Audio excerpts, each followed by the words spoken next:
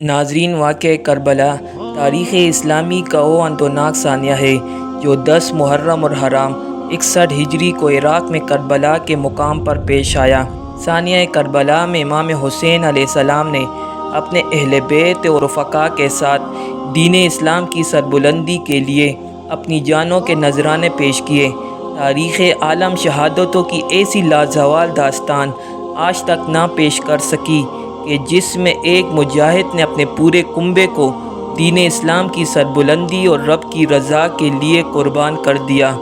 حضرت امام حسین علیہ السلام حضور اکرم صلی اللہ علیہ وآلہ وسلم کے نواسے حضرت فاطمہ الزہرا رضی اللہ تعالی عنہا کے لخت جگر، حضور پر نور صلی اللہ علیہ وآلہ وسلم کے نور نظر اور علی کرم اللہ وجہ الکریم کے فرزند ارجمند ہیں۔ ناظرین، حضرت امیر معاویہ رضی اللہ تعالی عنہ کی وفات کے بعد امام حسین علیہ السلام مدینے میں موجود تھے۔ یزید جب تخت نشین ہوا تو اس نے والی مدینہ ولید بن عتبہ کو حکم دیا کہ حسین علیہ السلام عبداللہ بن زبیر اور عبداللہ بن عمر رضی اللہ تعالیٰ عنہ مجمعین سے ان کی خلافت کے لیے بیعت لی جائے۔ والی مدینہ نے جب ان ہستیوں کو بلا کر جب یزید کا پیغام سنایا تو انہوں نے حالات کے پیش نظر مدینے کو چھوڑ دیا اور مکہ چلے آئے۔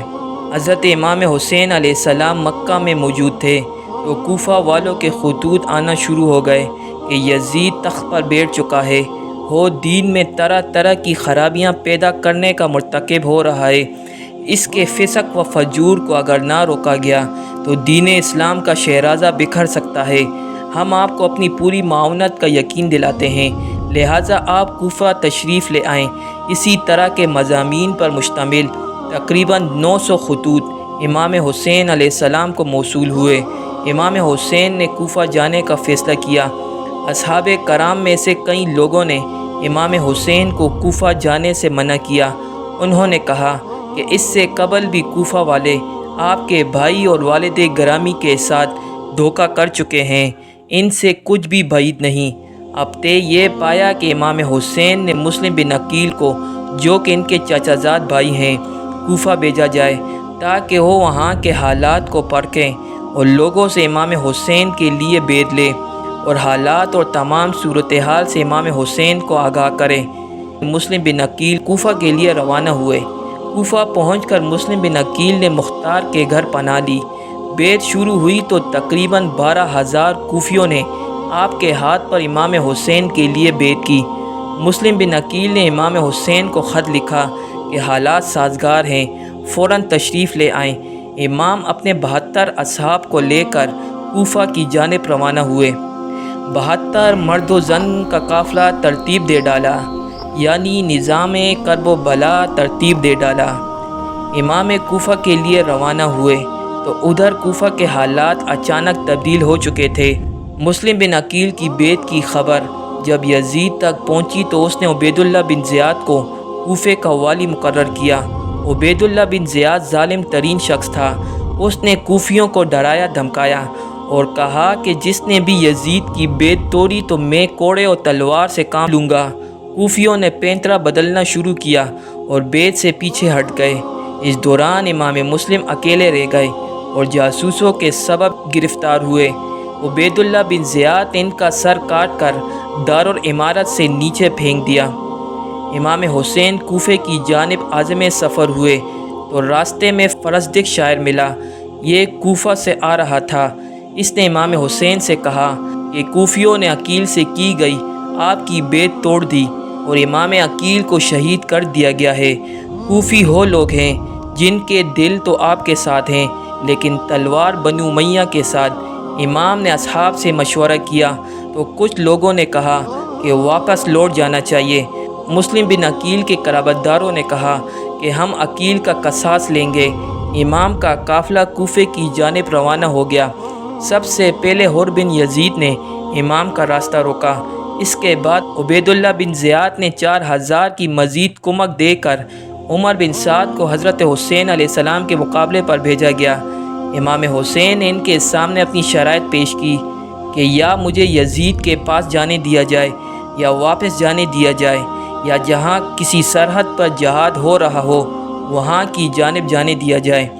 امام حسین نے کوفیوں کے خطوط کے ہو تھیلے بھی عمر بن سعد کو دکھائے جو انہوں نے امام کو آنے کے لیے لکھے تھے۔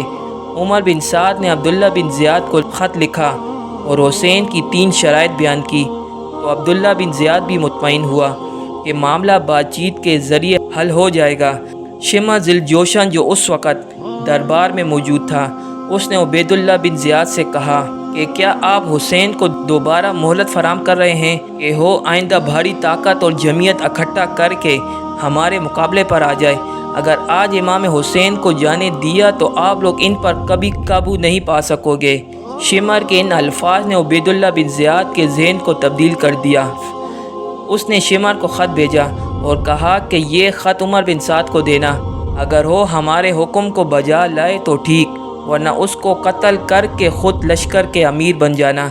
7 محرم کو امام حسین کے لشکر پر پانی بند کر دیا گیا۔ دریائے فرات ٹھاٹے مارتا ہے اور وہاں سے حسین علیہ السلام یا ان کا کوئی بھی لشکری پانی نہیں پی سکتا۔ فوج اشکیاں فرات کے کنارے موجود ہیں۔ حسین پر پانی کی مکمل بندش ہے۔ 9 محرم کو شمر کربلا پہنچ گیا۔ امام حسین کی کچھ دیر کے لیے آنکھ لگی تو اٹھ کر اپنی صاحبزادی حضرت زینب سے کہا کہ مجھے خواب میں رسول اکرم صلی اللہ علیہ وآلہ وسلم کی زیارت ہوئی ہے اور انہوں نے کہا کہ تم ہم سے ملنے والے ہو۔ اس کے بعد امام حسین نے اپنے اصحاب کے سامنے ایک تقریر کی، ان کا شکریہ ادا کیا اور کہا کہ تم نے میرا بڑا ساتھ دیا ہے۔ یہ فوج اشکیاں میرے خون کی پیاسی ہے۔ میں حسین تمہیں یہ کہتا ہوں کہ تم لوگ رات کے اندھیرے میں واپس چلے جاؤ اور عورتوں اور بچوں کو بھی ساتھ لے کر چلے جاؤ۔ امام حسین علیہ السلام نے فرمایا کہ بیٹا علی اکبر، چراغ کو گل کر دو، اور اصحاب سے کہا کہ وہاں اگر کوئی پوچھے کہ حسین کو تنہا کیوں چھوڑا تو کہہ دینا عورتوں اور بچوں کی وجہ سے ہمیں حسین نے واپس کر دیا۔ جب چراغ دوبارہ جلایا گیا تو تمام اصحاب موجود تھے اور کوئی بھی واپس جانے کے لیے تیار نہ تھا۔ زہیر بن کین نے کہا کہ اے امام حسین، اگر دشمن ہمارے جسم کو کینچیوں سے بھی کترے کترے کر دے تو پھر بھی ہم آپ کی مدد سے پیچھے نہ ہٹیں گے۔ 10 محرم کی صبح حر نے یزیدی لشکر کو چھوڑ کر امام کے لشکر میں شمولیت اختیار کر لی۔ امام نے دشمن فوج کے سامنے خطبہ دیا، پہلے اہل بیت کے مناقب بیان کیے، پھر اپنے بارے میں نبی اکرم صلی اللہ علیہ وآلہ وسلم کی احادیث بیان کی اور فرمایا کہ ہم شباب اہل جنت ہیں، حضور صلی اللہ علیہ وآلہ وسلم کے نواسے اور بطول و علی کے بیٹے ہیں۔ تمہارے لیے کسی طور پر بھی جائز نہیں کہ میرے خون سے اپنے ہاتھ رنگ دو۔ کیا میں نے کسی کو قتل کیا ہے جس کے قصاص میں تم مجھے قتل کر رہے ہو؟ کیا میں نے کسی کا مال لوٹا یا کسی کو زخم لگایا؟ امام حسین نے ایک ایک کوفی کا نام لے کر پکارا اور کہا، اے فلاں بن فلاں، اے فلاں بن فلاں، اے فلاں بن فلاں، کیا تم نے مجھے خط نہیں لکھے تھے؟ کیا مجھے آنے کا نہیں بولا تھا؟ یہ لوگ یزیدی فوج میں موجود تھے تو وہ لوگ مکر گئے۔ امام حسین علیہ السلام نے وہ خطوط کے تھیلے عمر بن سعد اور شمر کو دکھائے جو ان کو لکھے گئے تھے، لیکن کیا کہیں کہ بدبختی و لعنت فوج یزید کا مقدر ہو چکی تھی۔ اتنا سمجھانے کے باوجود بھی اقتدار اور زر کی ہوس نے انہیں اندھا کر دیا تھا۔ کوفیوں نے ایک نہ سنی۔ فوج کے عہدیداروں کو یہ معلوم تھا کہ اگر یزید کو خبر ہو گئی کہ ہم نے امام حسین علیہ السلام کو بلایا ہے تو وہ ہمیں قتل کر دے گا۔ یہی وجہ تھی کہ حسین علیہ السلام کو یزید تک نہ پہنچنے دیا گیا۔ سب سے پہلے عمر بن سعد نے حسینی لشکر کی جانب تیر چلایا اور کہنے لگا، گواہ رہنا، پہلا تیر میں نے چلایا ہے۔ اب باقاعدہ جنگ کا آغاز ہوا۔ امام حسین کے سپاہی ایک ایک کر کے اپنی بہادری اور شجاعت کے جوہر دکھاتے ہوئے جام شہادت نوش کر گئے۔ اہل بیت اطہار میں حضرت عباس کے بازوئے قلم کر دیے گئے۔ حضرت قاسم امام علی اکبر داد شجاعت دیتے ہوئے شہادت کے مرتبے پر فائز ہوئے۔ اونو محمد شہید ہوئے۔ پھر 6 ماہ کے امام علی اصغر کو حسین کے ہاتھوں پر حلق میں تیر مار کر شہید کر دیا گیا۔ 10 محرم کی شام پھیلنے لگی تھی۔ حسین کے ساتھیوں نے میدان کربلا میں بڑی بہادری اور شجاعت دکھائی۔ اب آخری باری حسین بن علی کی آئی۔ حسین میدان جنگ میں پہنچتے ہیں۔ علی کا شیر حیدری جب حضور صلی اللہ علیہ وآلہ وسلم کا عمامہ اور پٹکا باندھے علی کی ذوالفقار لے کر میدان کربلا میں پہنچا اور ایک ایک کو بھیڑ بکریوں کی طرح کاٹنے لگا اور کہنے لگا، آؤ 3 دن کے بھوکے اور پیاسے کی جنگ دیکھو، آؤ علی کے فرزند کی جنگ دیکھو۔ دشمن کی فوج میدان چھوڑ کر گھر بھاگنے لگی۔ جب شمر نے یہ منظر دیکھا تو کہا کہ تم اکیلے اس کا مقابلہ نہیں کر سکتے، سارے مل کر ایک بار کی حسین پر حملہ کر دو، دم لینے دو نہ فاطمہ زہرا کے چین کو، سینے پر نیزے رکھ کر گرا دو حسین کو۔ میدان کربلا میں سینکڑوں نیزے، تلواریں، خنجر اور تیر حسین کی جانب بڑھے۔ حسین کو شہید کر دیا گیا۔ شمر نے خولی سے کہا کہ اس کا سر کاٹ لو۔ وہ آگے بڑھا تو اس کے ہاتھ کام گئے۔ پھر شکی سنان بن انس نے یہ کام انجام دیا۔ بعد از قتل حسین کے سر کو نیزوں پر بلند کیا گیا اور لاش کو گھوڑوں سے روندا گیا۔ کربلا میں ایک قیامت برپا ہو گئی۔ خیام حسینی کو آگ لگا دی گئی۔ حسین کا سر جب یزید کے دربار میں پہنچا تو اس نے سر اقدس حسین کے ہونٹوں پر چھڑی ماری اور کہا کہ ہم کامیاب ہوئے۔ زید بن ارقم صحابی رسول جو اس موقع پر دربار میں موجود تھے، انہوں نے کہا، ہو بدبخت، چھڑی ہٹا لے۔ میں نے نبی اکرم صلی اللہ علیہ وآلہ وسلم کو دیکھا کہ وہ ان ہونٹوں کو چوما کرتے تھے۔ یزید کی بیوی ہندہ بنت عبداللہ نے جب یہ خبر سنی کہ یزید نے امام حسین علیہ السلام کو شہید کر دیا ہے تو وہ دربار میں جا پہنچی اور یزید کو لعن طعن کرنے لگی۔ یزید نے پینترا بدلا اور کہنے لگا، خدا غرت کرے ابن زیاد کو کہ اس نے جلدی میں امام حسین کو قتل کر دیا۔ انا للہ و انا الیہ راجعون۔ خوشبوئے خلد دب گئی خاک شفا کے بعد، جنت کا نام آنے لگا کربلا کے بعد۔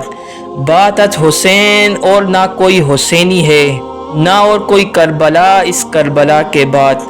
ہوتا کر حسین بھی دنیا میں دوسرا، پھر اور ہوتی کربلا اس کربلا کے بعد۔ از خود غلط ہے حضرت جوہر کا یہ کہا، اسلام زندہ ہوتا ہے ہر کربلا کے بعد۔ کرے تسلیم روح جوہر مرحوم یہ کرے، اسلام زندہ ہو چکا بس کربلا کے بعد۔